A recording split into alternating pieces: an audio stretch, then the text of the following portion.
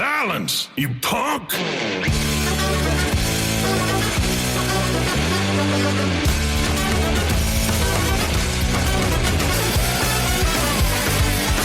Chegamos aqui pro primeiro episódio e hoje nós vamos falar sobre as sereias, muito exploradas pela Disney, mas a origem é antiga, por vezes obscura, amedrontadora.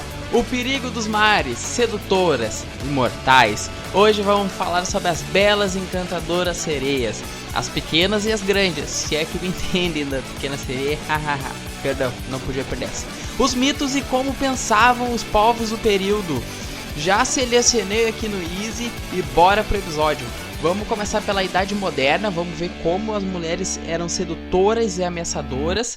A sereia na Grécia Antiga, que na minha visão já defendo aqui que é a origem do mito.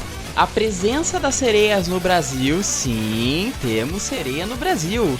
Uma análise rápida sobre a grande obra da Disney, A Pequena Sereia, e ter as considerações finais sobre as belas e assassinas sereias. Toda vez que uso a palavra assassina, me lembra de Mamonas Assassinas. Então, para entrar nesse clima, atenção, Carlos Albeck, o meu filho, ao top de 4, já vai, já vai!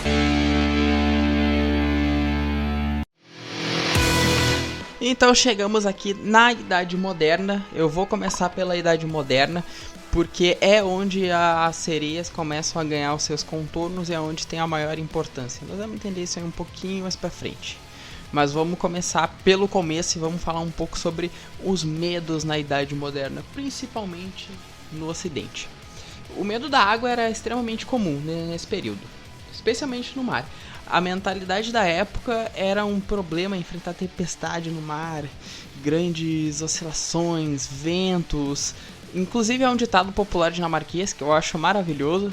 Ele está no livro do Demelau, que é o História do Medo no Ocidente, que o ditado diz o seguinte: quem não sabe rezar deve ir para o mar, e quem não sabe dormir deve ir para a igreja.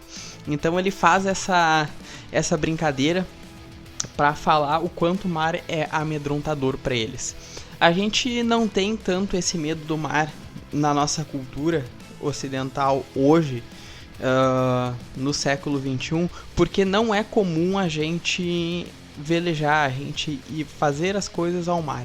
Então o mais comum hoje pra gente, pra nossa mentalidade, é o medo de avião. Tanto que tem o mesmo ditado popular que diz que não existe ateu quando um avião está prestes a cair, né? E tem um outro também que fala sobre ateísmo que diz o seguinte: no Brasil, em feriado religioso, até ateu vira crente, né? Então tem esses ditados aí. Mas voltando para o que interessa e deixando as bobagens um pouco de lado. O mar e lago, né, tão pouco conhecidos e explorados, porque a profundeza das águas não era de conhecimento deles. Hoje, com a nossa tecnologia, grandes profundidades do mar a gente já não tem muita informação, quem dirá para eles, né?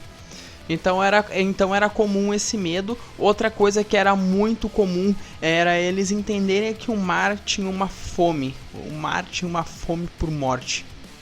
Então, em algum momento, animais eram levados para ser sacrificados, mais ou menos como uma oferenda. E isso é explorado no filme Piratas do Caribe, o primeiro Piratas do Caribe, que é a Maldição do Pérola Negra. Tem um trecho em que uma embarcação tá indo de piratas e eles levam uma cabra. Estão levando.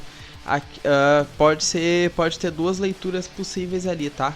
Ou eles iam fazer uma viagem longa, a ponto de que eles precisassem encarnear e cozinhar aquele bicho ali, ou então eles sabiam dessa parte da oferenda.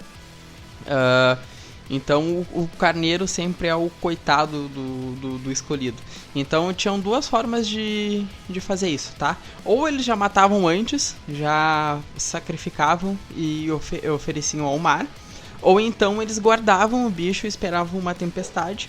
E uma tempestade muito forte, eles sacrificavam o bicho, cortavam em dois e colocavam uma parte do lado esquerdo e outra parte do lado direito. Isso aí iria saciar a fome que o mar tem por morte. Olha só que macabro, né? E perigoso. Uau! Outra coisa interessante é que é sempre bodes, carneiros, cabras, esses animais aí. Eles eram bem comuns durante a Idade Moderna e a Idade Média. Não era comum o consumo de gado, isso é uma coisa muito atual, porque gado é um bicho grande, um bicho caro. O mais comum eram porcos e cabras mesmo, cabra, cabrito, ovelha. Hoje em dia, se a gente fosse fazer uma referência sobre religiosidade e sacrifício, é muito comum se utilizar frango. Então a gente vê muita galinha em despacho normalmente pelas esquinas. E é porque entre os bichos que a gente tem é o mais barato, mais simples de se ter em casa. Eu digo barato, mas teve momento que ele chegou a ficar bem caro. Inclusive durante uma crise ficou tão caro o frango que eu juro pra vocês que eu vi os caras fazer despacho com caldo de galinha. Não sei se a entidade ficou muito faceira com a oferenda, mas foi oferecido caldo de galinha, né? Eu espero que a oferenda também tenha entendido, né, a dor e o sacrifício que foi aquela crise lá. Mas enfim, voltando. Então, para a sociedade já cristã, totalmente moderna no caso, né? Era bem comum eles verem o demônio nessa presença da água, porque ele era uma presença amedrontadora, eles não tinham nenhuma grande previsibilidade e as tempestades poderiam vir meio que do nada. Aí a gente já começa a entender qual o motivo de se colocar um pouco as sereias dentro da água. E quando eu falo que era uma sociedade cristianizada, eu enfoco isso porque é uma passagem no livro apócrifo de Enoque. Vamos lá, o que é um livro apócrifo? Foi livros que não foi canonizado, não foi santificado pela Igreja Católica na hora de montar a Bíblia, então ele acabou ficando de fora. Lembrando, só porque a Igreja não colocou esse livro não significa que eles não conheciam, até porque partes do livro de Enoque e o próprio Enoque é citado na Bíblia canônica, então vale a pena esse parêntese.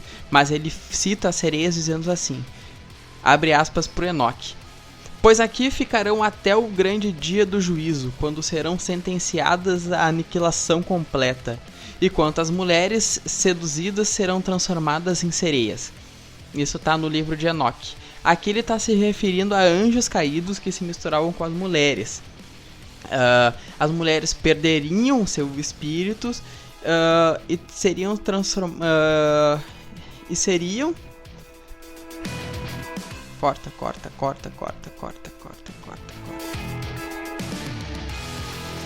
Aqui nessa passagem ele está se referindo a anjos caídos que se misturariam com mulheres. Ele dá a entender que seria uma procriação.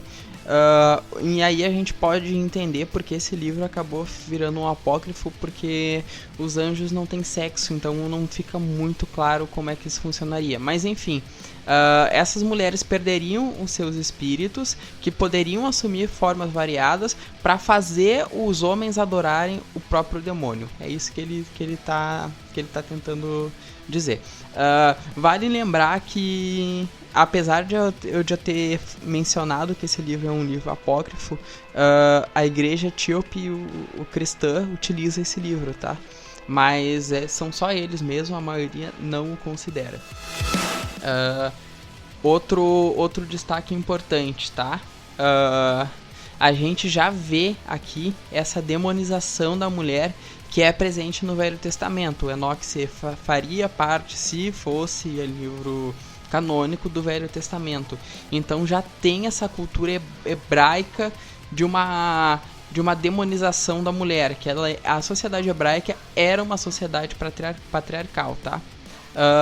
Então a gente também vê como Jesus ele foi revolucionário no que ele se propôs a fazer, porque ele se cerca de mulher, ele perdoa as mulheres, ele lava os pés dela. Então ele tem ele causa um pouco dessa ruptura da culpabilidade feminina. Mais pra frente, ele cita sereias novamente, agora eu voltei pro Enoque, para dizer que serão julgadas no juízo final. Mas eu vou deixar outro parênteses aqui. tem uma discussão sobre a tradução dessa palavra sereia. Pode não ser no sentido de criatura marinha, mas sim como um espírito sedutor. Dependendo da versão dessa tradução do livro de Enoque, a palavra sereia sequer aparece. Então vale o cuidado com a interpretação. Mas vamos pensar junto. Mesmo com um espírito sedutor, se alguém traduziu como se deu essa tradução ou definição como sereia, a gente já volta para esse imaginário de uma mulher bela, ameaçadora e sedutora. Então a gente retorna a essa grande ameaça para a sociedade que vem a ser a mulher. Então a gente encerra esse bloco aqui e vamos pro próximo, pensando agora na mulher como a ameaça e obra sedutora. Aí a gente vai dar uma passeada agora por idade antiga e dar uma pensadinha na idade média e idade moderna, e a gente vai dar uma passeada hoje em dia também, porque essa cultura de colocar a mulher sedutora, maligna, ela não, embora a gente marque muito, a gente carimbe muito esses períodos, ele ainda é presente, inclusive na nossa cultura de hoje em dia, e é isso que eu vou mostrar para vocês agora. Então vamos falar da mulher como ameaça e obra sedutora. Entender o medo de mulher é uma coisa para um episódio à parte. Inclusive isso em algum momento vai acontecer. Mas sabe aquele famoso meme, nem Freud explica? Ele pode ser literalmente utilizado nesse caso. O Freud ele explica a mulher como tendo inveja do pênis masculino. Ou seja, o que elas têm, no caso, seria uma inveja do homem, por isso que elas têm o comportamento que elas teriam. Mas vale a pena dizer aqui que se tem alguma coisa que elas têm inveja do homem, eu acho que é a habilidade de poder mijar em pé, né? E deixar desenhos escritos espalhados por aí em terra, né? Mas acho que é apenas nesse aspecto também. De resto, não poderia ter dado explicação mais pobre, mais sem qualquer sentido acadêmico do que essa, meu caro amigo e grande figura Freud. Acho que ele deu uma bola fora aí. Mas enfim, é consenso em estudos feministas que o medo da mulher é em parte acionado por sociedade patriarcal, que coloca o homem não apenas como centro de poder, mas centro de decisão, centro de criação textual. E aí pode estar a mulher como grande vilã. As fontes, em sua maioria, são escritas justamente por homens. Eles mesmos relatam os próprios medos e fraquezas. Então olha só como aparece aqui essa interpretação que começa a ganhar forma. É por isso que em história a gente utiliza basicamente tudo quanto é tipo de fonte, porque todas nos ajudam em alguma maneira.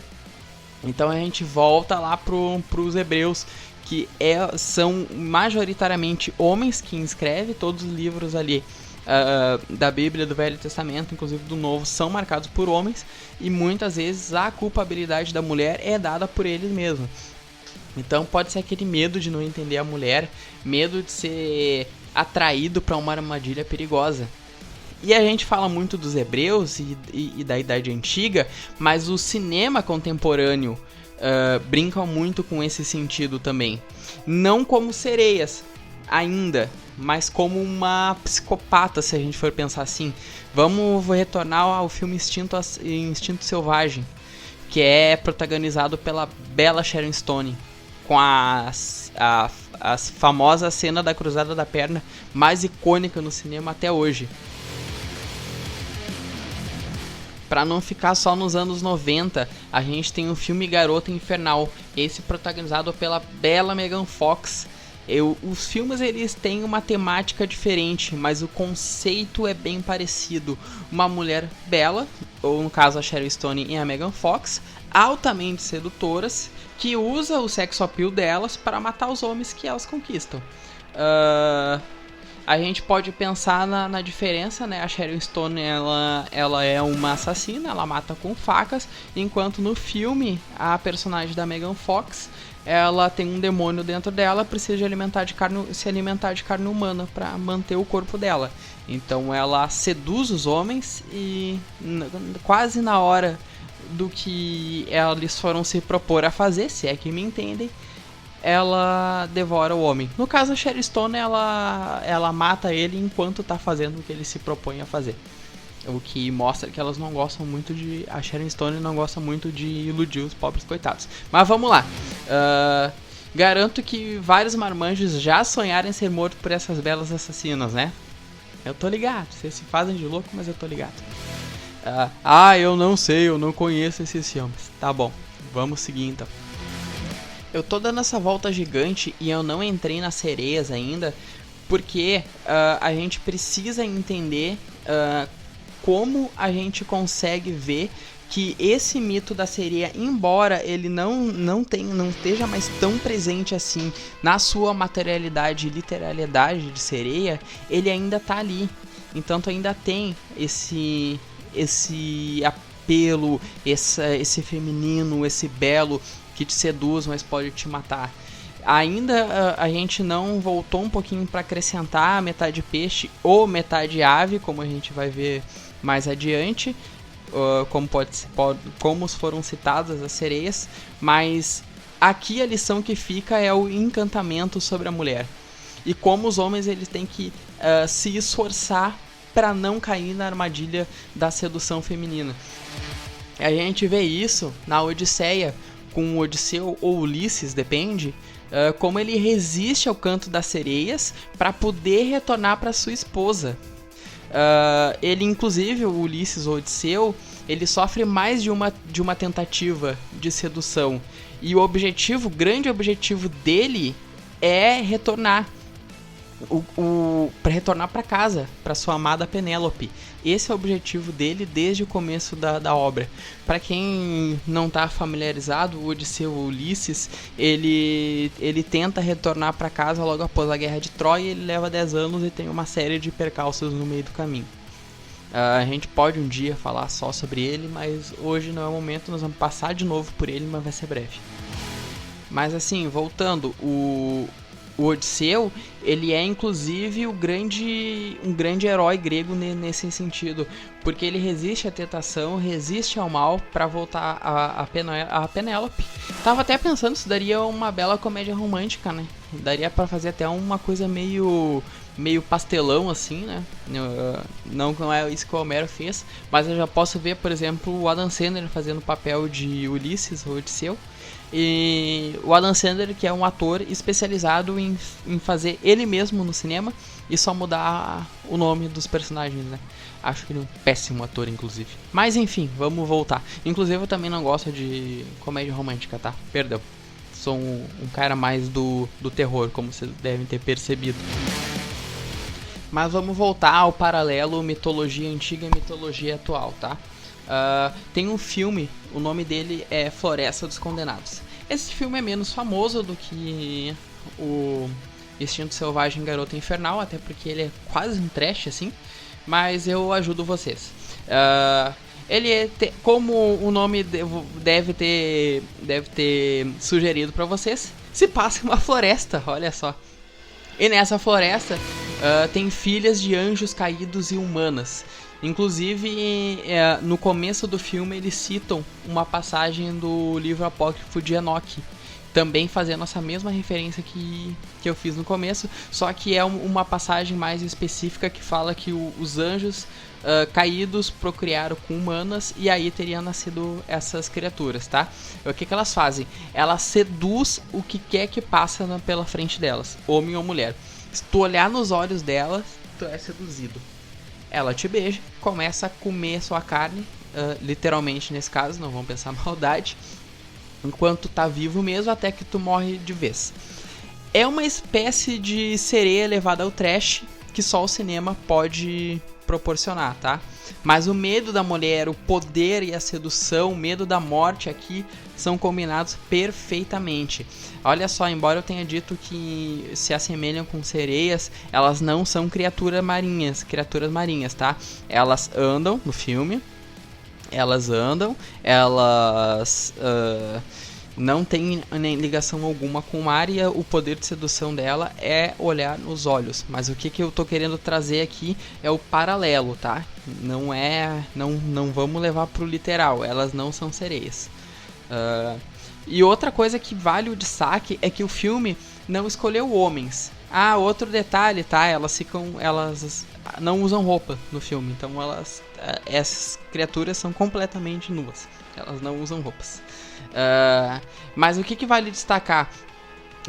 Se fosse pra ser algo sem referência direta a um gênero, eles poderiam ter usado alguns homens também. Por que os anjos, quando procriaram com as mulheres, tiveram só filha mulher?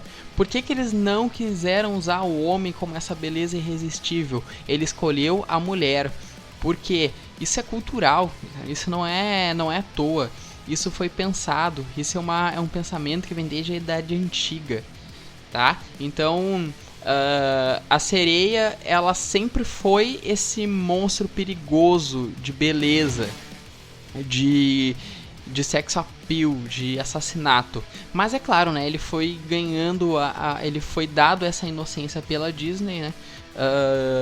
Nesse mesmo exemplo, se for pensar de como alguma coisa que provocava medo pode ser alguma coisa divertida, alguma coisa interessante, a gente tem o Gasparzinho, né? Nessa mesma lógica que o fantasma sempre foi aquele motivo de medo terrível, e então vale a pena esse cuidado. Para dar seguimento na demonização da mulher. O Tertuliano, que é considerado o pai da teologia, ele chega a pegar pesado com as nossas queridas mulheres. Ele tem a seguinte frase, aí abre aspas pro Tertuliano: mulher, tu és a porta do diabo, foste tu que tocaste a árvore de Satã e que em primeiro lugar violaste a lei divina. Fecha aspas.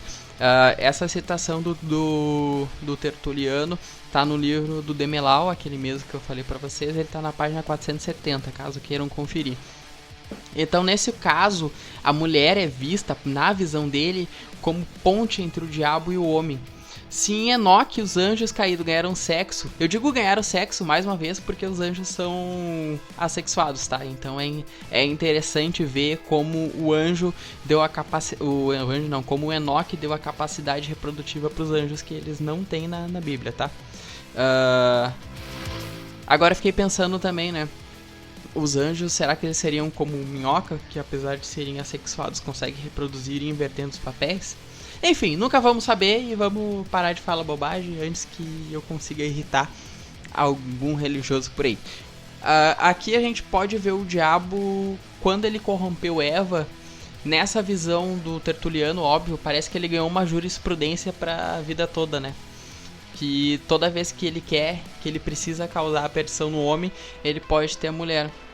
Mais uma vez aí, vale a destaque dando margem para sereias. Vocês veem que eu tô construindo com vocês a ideia não apenas de uma descrição, que eu acho que a descrição de uma sereia todo mundo conhece, as principais características. Eu tô aqui historicizando o pensamento, eu tô historicizando como é que essa ideia de sereia pôde ser construída.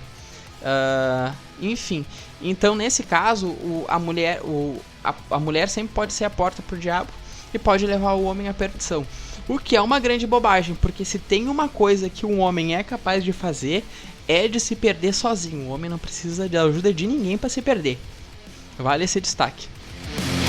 Tá, agora a gente já entendeu os contextos importantes do pecado, a gente já entendeu a demonização da mulher, a presença significativa na Idade Moderna, e com as grandes navegações também vale esse destaque, tá? Por que a Idade Moderna é rica e por que eu comecei por ela?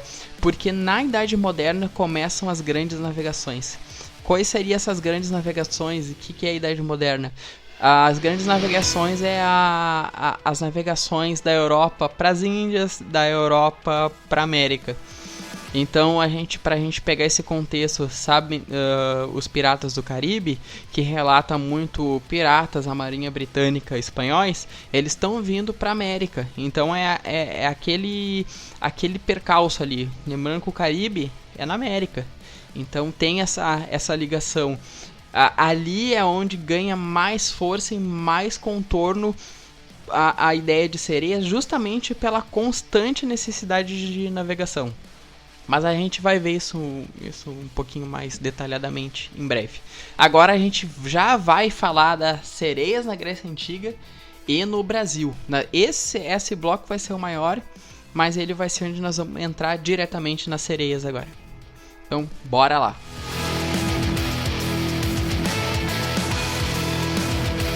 Então, vamos lá. Embora a gente não saiba exatamente a origem do mito das sereias, é na mitologia grega que nós vamos começar. Eu falei no começo para vocês que eu defendia que a origem era na mitologia grega e eu já vou explicar o porquê, tá? Mas vamos começar a entender agora essa mitologia grega. E aí é nela que vai se dar as principais características e, entre aspas, poderes que as sereias têm, que aí, da Idade Média em diante, de metade pássaro vira metade peixe, mas aí a gente começa a entender por que ela tem as características que ela tem, mesmo se tornando algo diferente. Mas aqui, a sereia, na Grécia Antiga, nessa mitologia, ela é metade pássaro. Mas vamos ir pelo começo. Elas eram ninfas, então já podem tirar essa bobagem que vocês aí estão pensando, que eu tô ligado, que vocês são uns tarados, uns pervertidos. Ninfas, na mitologia grega, são divindades ou espíritos naturais, tá? Então não vão pensando bobagem.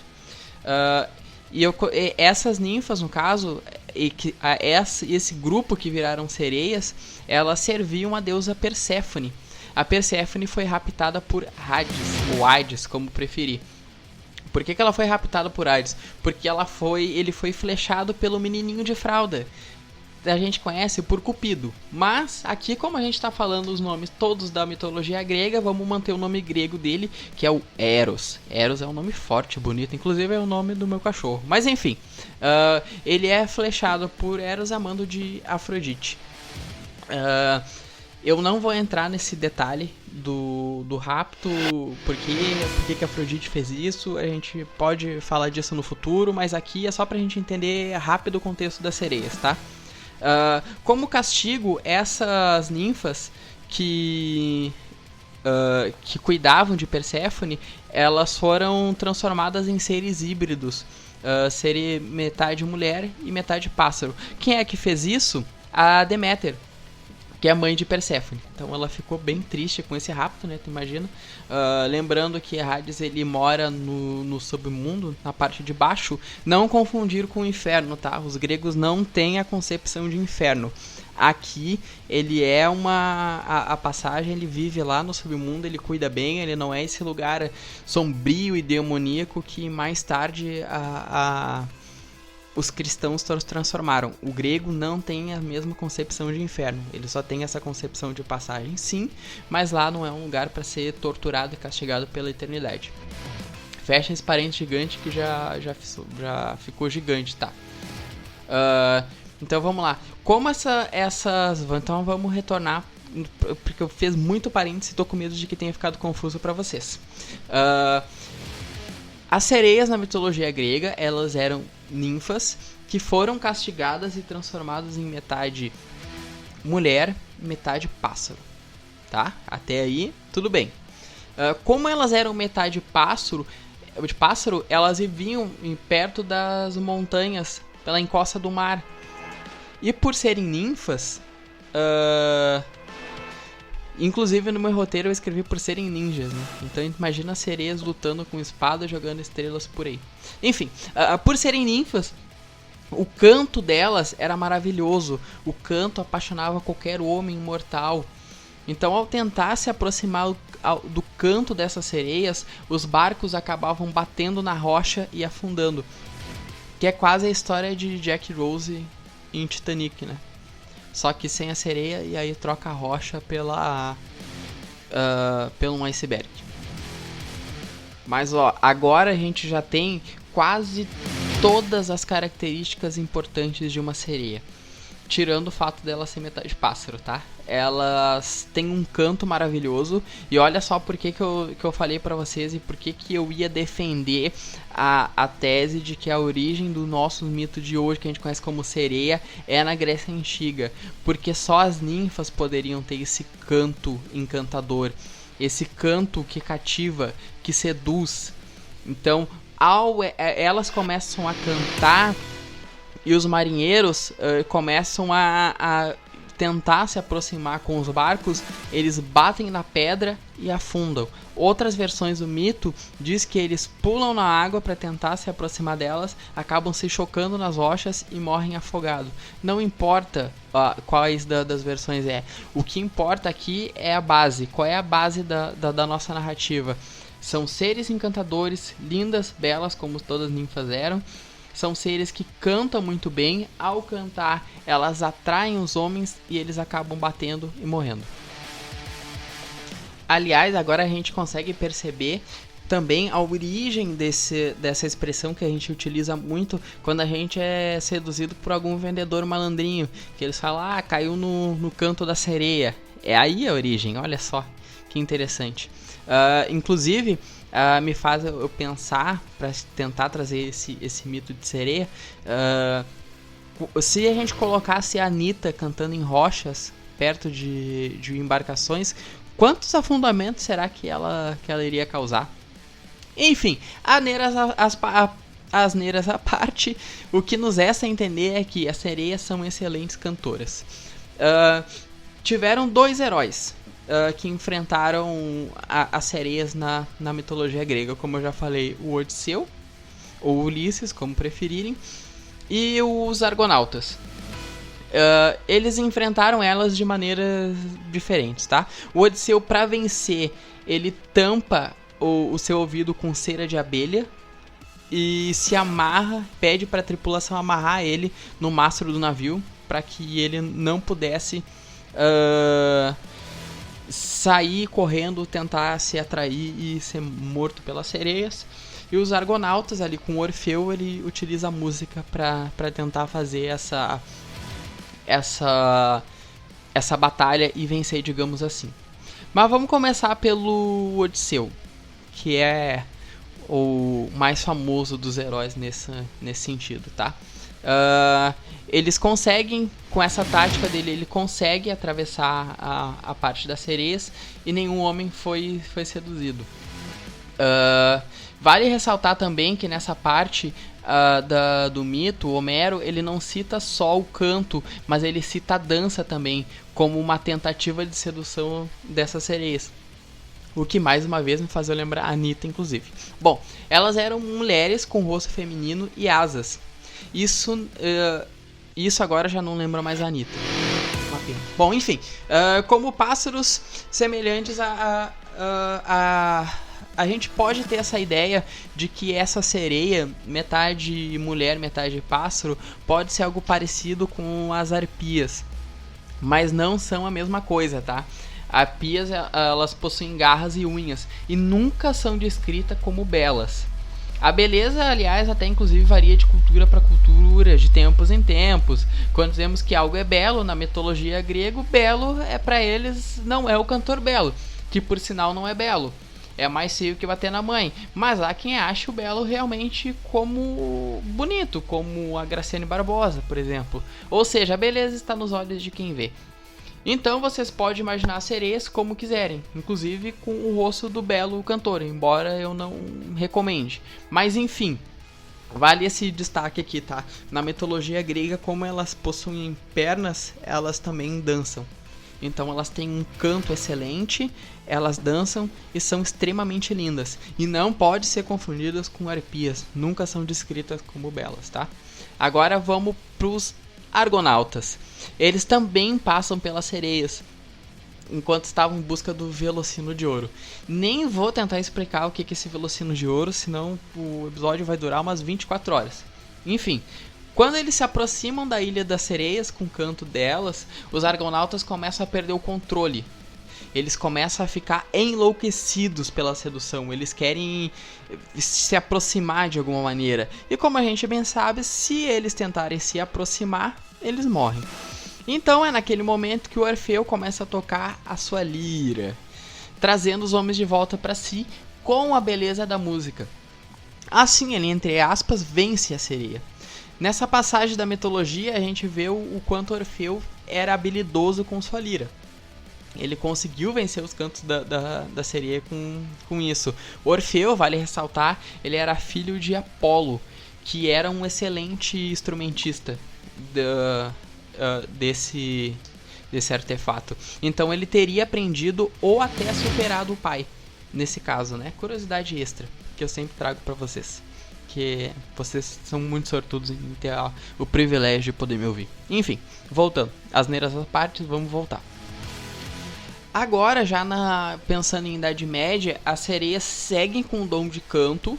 E a gente vê que esse dom de canto vem lá pela sua origem. Por isso que eu defendo que a origem é a Grécia Antiga. Pela origem de ninfas, elas têm um excelente canto. Só que agora elas não são mais metade pássaro e passam a ser metade peixe. A gente não sabe ao certo como isso aconteceu, por que isso aconteceu, mas a gente vê as características delas, tirando a física, né, totalmente intacta. A gente não consegue entender se foi uma mistura, se usaram o mesmo nome, mas o que importa ali é sedução, beleza e canto. A única coisa que elas perderam, por óbvio, é a habilidade de dançar, porque, como vocês devem bem imaginar, dançar sem pernas, no caso com uma cauda de peixes, seria um pouco difícil. Embora em algumas vezes elas sejam retratadas na cultura fazendo dança, um gestual com as mãos e com a parte de cima do corpo. Mas a dança em si, como é ressaltado por Homero, ela acaba ficando para trás. Outra coisa que vale destaque aqui, tá? Tem uma deusa na mitologia babilônica, que ela é chamada de Atargates. Ela é representada em algumas pinturas exatamente como as sereias, com um corpo humano e uma cauda de peixe. No entanto, ela pode até aparecer com pés às vezes ela tem, além dos 2 pés, ela tem a cauda. Mas a história em si não tem absolutamente nada a ver com as sereias. Elas têm apenas a mesma aparência. A história dela, se a gente for tentar pegar algo semelhante, ela seria uma deusa que se aproxima muito mais da Afrodite, da deusa grega, do que das sereias. Então, pode ser que tenham inspirado só o visual delas, aí pode ser cuidado. Mas vamos lá, cuidado com essas comparações, tá? Temos que ter em mente que a gente não está procurando semelhança física, e sim semelhança mitológica. O que eu tô considerando como sereia, tá? Metade mulher, metade peixe, já a partir da Idade Média. Seduzem os marinheiros e matam eles posteriormente. Essa é a definição de sereias. Não vou entrar em seres divinos que possam aparecer com sereia. Cuidado com sites e afirmações duvidosas. Sempre ouça um historiador profissional, sagaz, belo e que faça narrativas em um podcast chamado História Nível Easy, tá? Então essa é a grande dica que eu posso deixar para vocês. Embora eu tenha começado com a idade moderna, é na Idade Média que a gente tem a criação dessa, entre aspas, cristianização das sereias. E quando eu falo isso é no sentido de colocar as sereias pro lado do demônio, pro lado da mulher sedutora, com a mulher do mal. E aí a gente tem um exemplo disso em um texto chamado A Visão de Túndalo, que ele é uma espécie de Divina Comédia, assim, que ele cita passagens do inferno e paraíso, tá? Então nesse conto ele narra que mulheres no inferno são representadas como sereias. O motivo de estarem no inferno, o que levou elas a estarem ali, por que elas foram transformadas em sereias? Porque elas seduziram os homens e levaram eles ao pecado. Que eu já narrei no bloco passado em detalhe esse tipo de situação e associação com o demônio. Mas aqui, para a Idade Média, a gente vê ele citando diretamente: abre aspas, como se eu fosse o Túndalo agora. Fui pro inferno, vi mulheres que foram condenadas porque seduziram os homens e levaram eles ao pecado, e como punição viraram sereias. Essa é a visão que a gente tem, que eu quero trazer aqui, que se tinha para a Idade Média. A gente não sabe até que ponto isso era ou não difundido, a gente está criando hipóteses aqui, óbvio, né? E como eu estou fazendo a narrativa, eu estou transformando ela para facilitar o que me é mais conveniente. Bom, enfim, ou seja, no inferno as mulheres que seduzem os homens fazem com que pequem, são transformadas em sereias. Isso não é uma passagem bíblica, lembrando, é uma narrativa estilo Divina Comédia, mas é reveladora para a mentalidade medieval e das sereias. Outro ponto que é importante, tá? A Idade Média não é assim como a Idade Antiga, não é um período onde as pessoas liam. Era muita na oralidade. O que é oralidade? As histórias, as passagens bíblicas ou a passagem cristãs, elas eram recitadas. Não era as pessoas, primeiro que nem todos sabiam ler, segundo que nem todos tinham Bíblia. E outro ponto é que a Bíblia estava em latim, ou grego, ou hebraico, então ela não tinha essa opção. Absolutamente toda a cultura, todo o pensamento cristão da época ou era passado de forma oral ou então por contexto de pinturas que também tem em igrejas, catedrais, enfim. Vale a gente fazer esse lembrete extremamente importante. Só porque algo está escrito, por exemplo, não significa que as pessoas tenham conhecimento.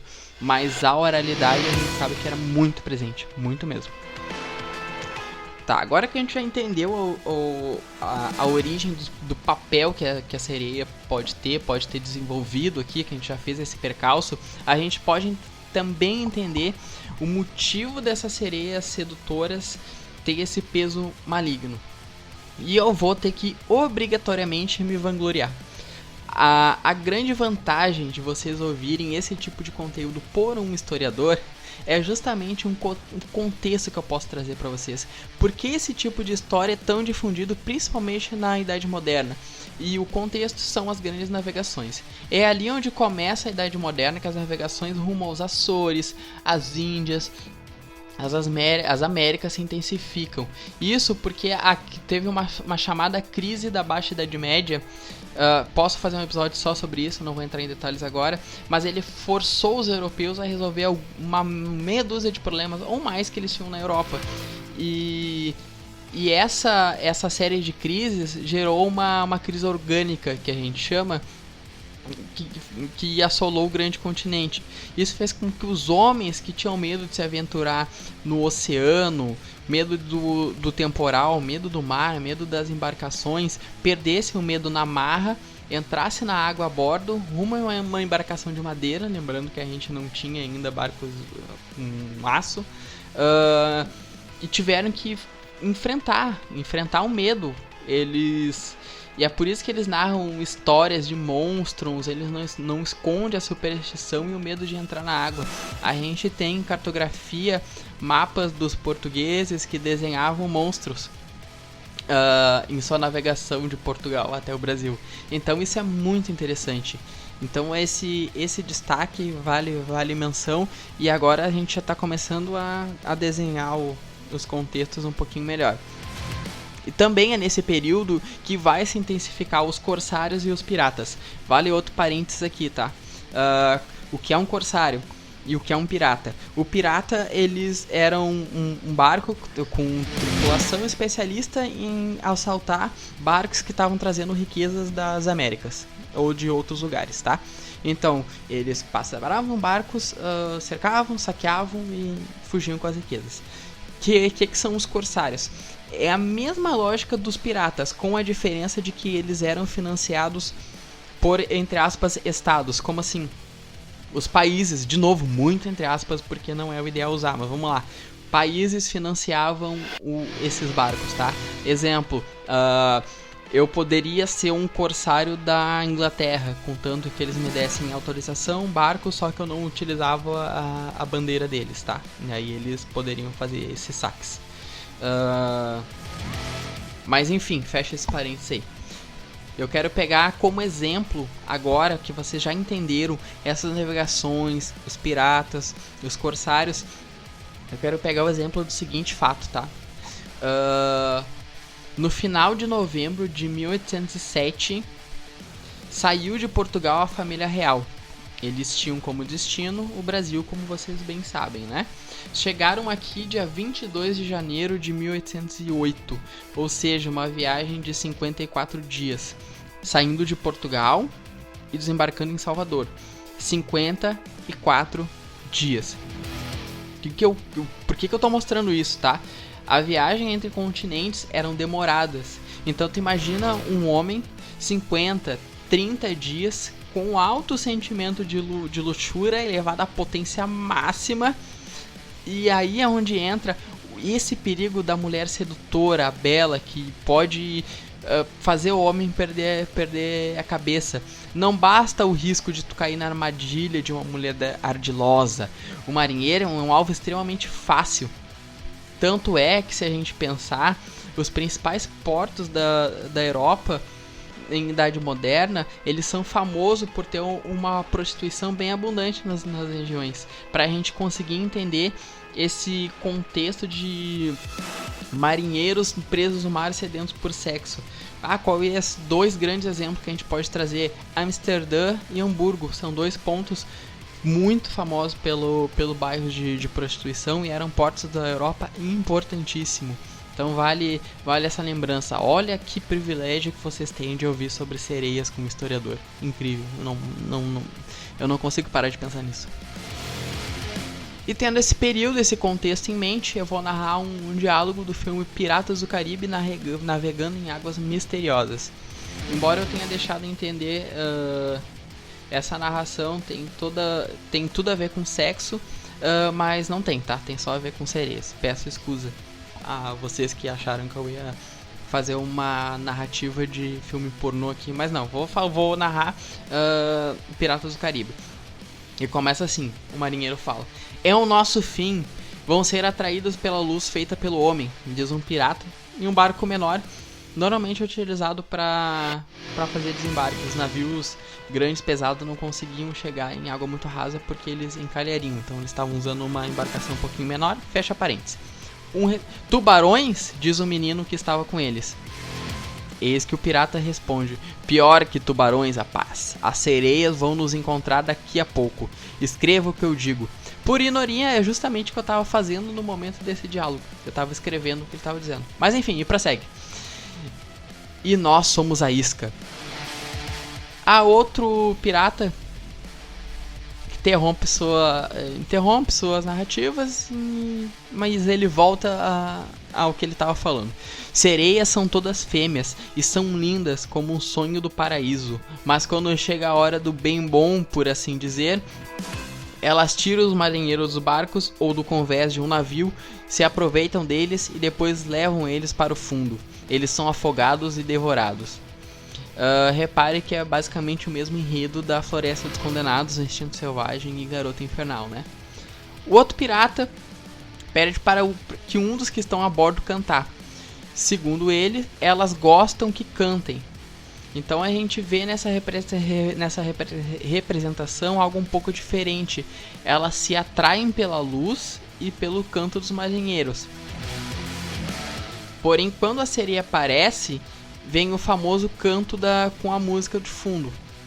Ela é bela, padrão Estados Unidos. Mas ok, é cinema, né? Não podemos esperar nada demais. Eles ficam um tempo olhando até que um deles puxa uma adaga. Com medo, a sereia se afasta. Então o marinheiro pergunta pra sereia: "Sabe falar?" Ela responde: "Sei", já com um sorriso no rosto. Por óbvio, para sorrir seria apenas com o rosto, mas enfim. Ela volta, põe os cotovelos no barco e segue olhando o pirata com um belo sorriso no rosto. "Você é linda", ele diz. A sereia responde: "Era você que estava cantando?" Enquanto o diálogo ocorre, a câmera que está filmando a cena mostra a cauda da sereia na angulação embaixo d'água. E ela continua: "É você, meu marujo alegre e bom?" E o pirata responde: "Sim, sou eu mesmo." Sorridente. Os demais homens dizem: "Cuidado!" e retiram ele de perto da sereia. Eles já estavam começando a ficar com uma proximidade um tanto perigosa. Ele fica brabo e insiste para que os demais tripulantes soltem ele. Queria que fosse beijado por uma sereia de verdade, relatando que pouca coisa de boa havia acontecido em sua vida. É nesse momento que os demais homens o soltam e a sereia, com sua voz maravilhosa, começa a cantar, ainda com um maravilhoso sorriso. Enquanto ela prossegue com a canção, mais sereias rondam o barco. A letra da música convoca as demais sereias para o mesmo ambiente. todas lindas, belas, começam a chegar perto do barco. Mas elas não usam roupa, possuem apenas seus belos cabelos que tampam seus seios, por baixo uma cauda colorida de peixe da cintura para baixo. O pirata, que estava cantando, tem a cabeça puxada pela sereia como se fosse beijá-lo. Enquanto ele se aproxima, ela afunda-se no mar, levando o marinheiro consigo. Ele começa a se afogar e a sereia mostra suas presas. Nessa narrativa, a sereia tem umas presas parecidas com os de vampiro. Fecha parênteses. Nesse momento, um dos outros piratas acerta ela com um remo, que assustada se afasta. A cena continua com a pancadaria generalizada que não vamos relatar, mas vale a descrição. Primeiro pela parte visual, que somente o cinema pode mostrar, e pela perspicácia de usar o mito das sereias no filme, já que, como mencionei, combina tão bem. O que vale esse destaque aqui, tá? Primeiro vale a pena conferir esse trecho depois desse episódio. Pode procurar no YouTube Piratas do Caribe Sereias, que vocês encontram esse trecho em específico. E achei interessante eles darem essa dentição vampiresca para sereias, que é algo relativamente novo aqui, que foi acrescentado pelo filme. Mas lembrando, o filme se passa durante a Idade Moderna, tá? Então é por isso que eu trouxe ela. Os piratas sempre são nesse contexto de grande navegação. Grande navegação entende-se Idade Moderna. Então, né, mais uma vez lembrando como é maravilhoso ter esse tipo de narrativa por um historiador. São esses homens que vêm da Europa pra América e depois pro Brasil que trazem pra cá o mito das sereias. Pois sim, há relatos de viajantes que se depararam com sereias na América. E tem um mito sobre sereia também que é 100% brasileiro também. Mas vamos por partes e vamos começar pela América. Mais precisamente, um mito que fala sobre sereia na Venezuela. Então é o seguinte, vamos pra narrativa. Diz a lenda que toda vez que o grande pirata Bartolomeu cruzava o estreito de Maracaibo, ele ouvia um maravilhoso canto. Olha só mais uma vez o canto da sereia.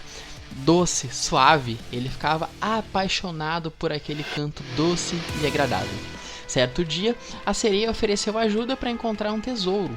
Ele aceitou, e ela foi guiando por um local de difícil navegação. Mas como prometido, a sereia mostrou a ele realmente um baú com ouro. Até que ao tocar o ouro, pedras desmoronam e ele nunca mais foi visto pela sua tripulação. Diziam que não era bom cantar à noite para não atrair a sereia. E aí é essa parte que inclusive pode estar a origem da narrativa que eu estava citando do Piratas do Caribe, que elas se atraem pelo canto dos marinheiros. Então a gente pode ter aí uma possível origem, tá? Mais uma vez, a gente tem um mito, o perigo da sedução da sereia, e ele também faz a crítica nessa mitologia a uma ambição. Então pode ser...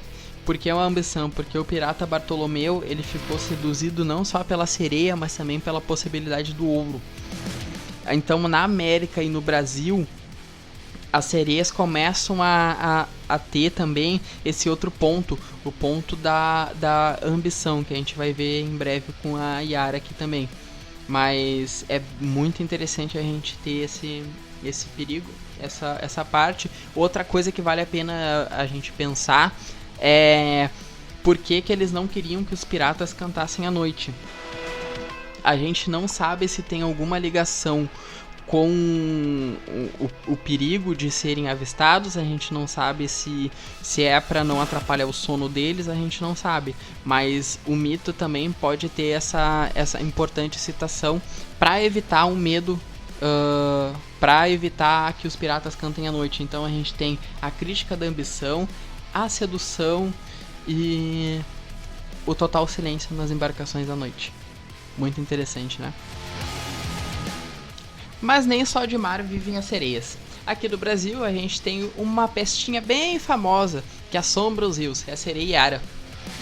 Também é retratada no sítio do Pica-Pau Amarelo, mas a versão menos infantil do mito diz o seguinte: a Yara, também conhecida como a Mãe d'Água, é uma entidade que faz parte do folclore brasileiro, sendo muito conhecida pela região norte. Na lenda, diz que a Yara é uma sereia, sendo parte mulher e parte peixe. Ela mora dentro de um rio e possui grande beleza física, uma bela voz e muitas riquezas. Tirando a parte das riquezas, que a gente já tem bem à risca a versão medieval com a metade mulher e metade peixe, e a gente já tem a versão da Grécia Antiga, por ser bela e ter o canto, lembrando das ninfas novamente. Outra parte importante que eu citei para vocês é que a Idade Moderna começa a ganhar o contorno de ambição também as sereias, então elas começam a ter muitas riquezas também. Então os homens são atraídos não só pelo canto e pela beleza, mas também pela riqueza. Voltamos. A lenda conta que a Yara usa esses atributos, né, mais uma vez a beleza, a voz e a riqueza, para seduzir os homens que estão navegando no rio ou que estão às margens dele. Os homens encantados vão para junto da Yara, que os leva para a residência debaixo d'água, e aqueles que são seduzidos nunca mais são vistos, dando a entender que possivelmente são mortos afogados, tá? De acordo com a narrativa, ela é filha de um pajé e possuía grandes habilidades de guerreira.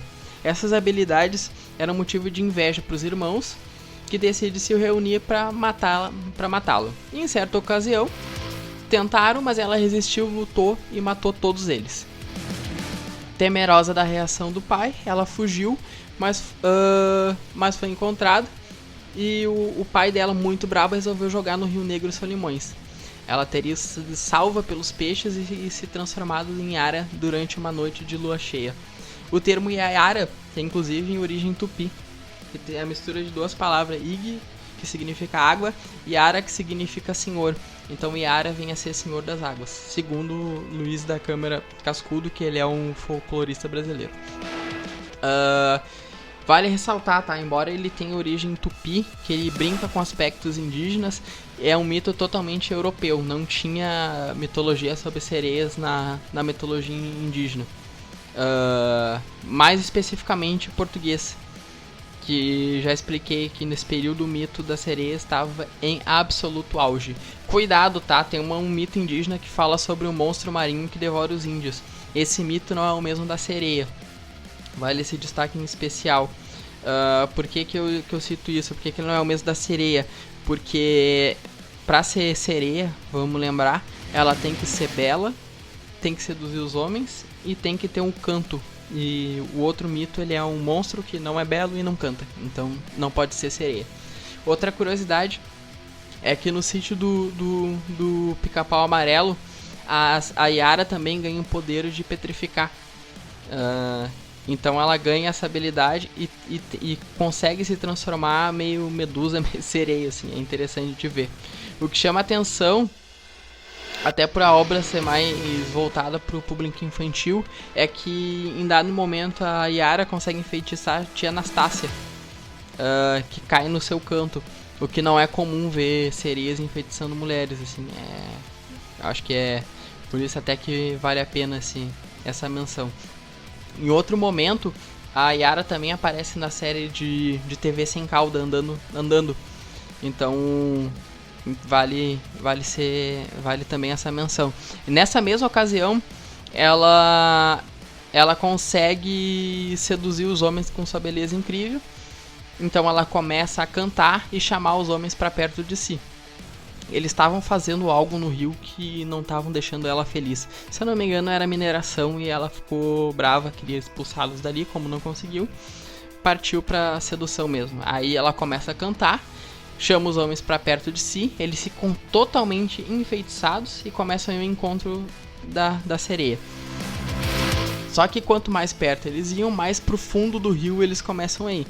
A Emília, sempre a Emília, personagem ótima também, inclusive, chega a dizer que homens são todos bobos, que caem na lábia de qualquer uma. Até a Narizinho diz que a Yara não é qualquer uma, mas vale essa parte que foi bem legal. Enfim, então a Emília chega a gritar para que eles tapem os ouvidos. Ou seja, ela aprendeu bem convencer as sereias vendo mitologias. Porque a gente sabe que a tripulação do Odisseu foi salvo tapando os ouvidos.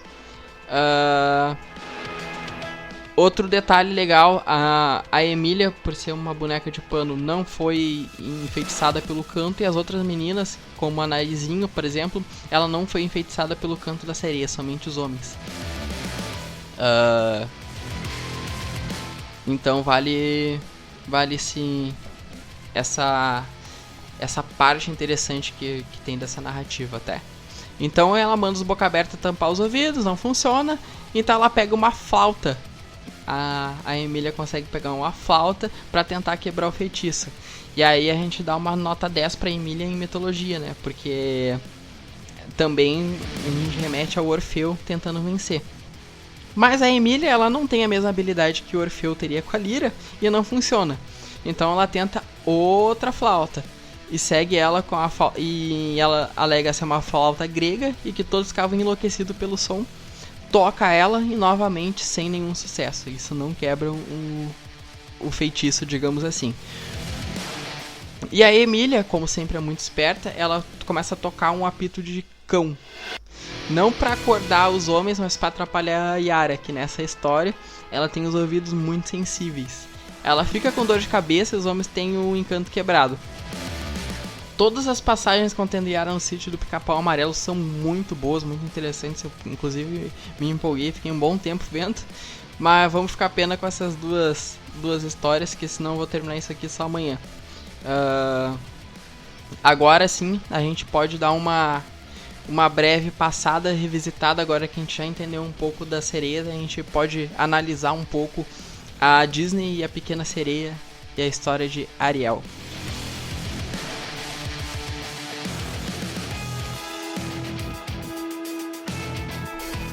A Disney soube usar a presença e o poder feminino, talvez até como representatividade com a personagem Ariel. A gente não sabe ao certo o que levou eles a fazer isso, mas enfim, ela é uma sereia, por óbvio ela tem uma voz belíssima, de beleza física também incrível, e aqui o que é interessante é que ela é filha do Tritão, rei dos mares da mitologia grega, que é filho do Poseidon. Então, enquanto o Tritão é o rei dos mares na mitologia grega, Yara é a senhora das águas no folclore brasileiro. O que dá até um alívio, né? Que se Ariel fosse filha do Aquaman, não ia servir pra muita coisa. Mas enfim, o filme é uma história de amor, né? Animada, adaptada pela Disney. O filme é de 89. Trouxe outra versão, tirou o medo que o povo tinha das sereias e serviu sem dúvida alguma pra nunca mais deixar morrer o mito das sereias. Agora, graças ao filme, inclusive, ela é viva até hoje pela história de amor da Ariel, mas com um passado monstruoso, perverso e assassino das sereias começou a se perder.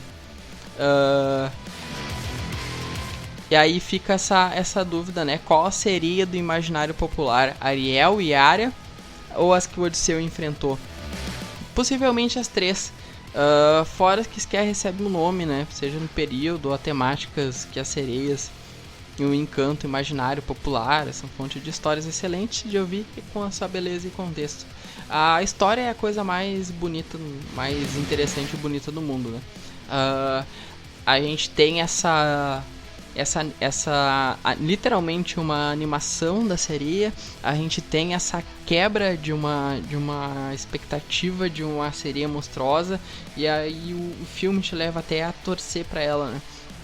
O que em outro contexto a sereia seria vista como uma completa vilã, uma assassina, e normalmente os heróis enfrentam elas, né? Então vamos mais uma vez, quem é que enfrenta a sereia? Odisseu enfrenta, os Argonautas enfrentam, no Piratas do Caribe enfrentam, e assim vai. Não sei até que ponto houve inspiração da Pequena Sereia ou não, mas aí até porque o Monteiro Lobato usava muito folclore brasileiro. Mas a gente tem a Yara, por vezes, sendo esse presente no sítio do Pica-Pau Amarelo, e nem sempre ela faz um papel completo de vilã, assim. Por vezes ela faz uns papéis bem interessantes também nesse pensamento aí de tirar um pouco dessa mística perversa das sereias. Então a gente já foi um pouco longe, podemos ir para nosso desfecho final para se despedir.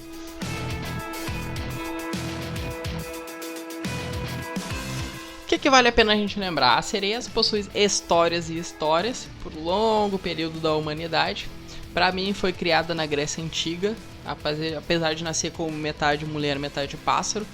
O mito foi forte o bastante para não apenas sobreviver, mas se adaptar e deixar a metade pássaro virar a metade peixe. Apesar do mito original da Grécia, o filme A Pequena Sereia ela é retratada como metade peixe, já como filha de Tritão, o que vale essa curiosidade, porque se a gente conseguir trazer pra Tritão, ela teria que ser metade pássaro e viver nas rochas, né? Mas aqui o filme ele já fez essa adaptação. Então ela é retratada assim como metade peixe. E sendo neta de Poseidon, então ela poderia se juntar com toda a família. Um dia presente fazer um belo churrasco com Zeus, levando em conta que Poseidon é irmão de Zeus. Embora eu ache bem difícil conseguir fazer um churrasco embaixo d'água, mas vale a tentativa, né? Afinal, eles são deuses. Na Idade Média e Idade Moderna, esse mito começou a ganhar contornos de demonização. Isso porque fontes de livros apócrifos demonizavam as sereias. Além disso, a cristandade medieval e moderna faziam duras críticas às mulheres e seu poder de sedução. No entanto, foi com as grandes navegações que o mito passou a pegar fogo e fazer cada vez mais sentido, ganhando versão na América e no Brasil. Em solo brazuca, a sereia ganhou até um contorno tupi e faz parte do folclore brasileiro. Embora o mito tenha trazido 100% de origem europeia, ele chegou aqui, ganhou sua versão, foi abrasileirado e é um folclore 100% brasileiro, apesar de ser com sereias. Aqui, o que é interessante é que a sereia foi para os lagos e rios, né? Então ela é presente na origem do mito, especialmente no Rio Negro e Solimões. Então essa foi a nossa viagem monstruosa, sedutora sobre a sereia. Espero que tenham gostado. Comentem, dica, sugestão. Fui.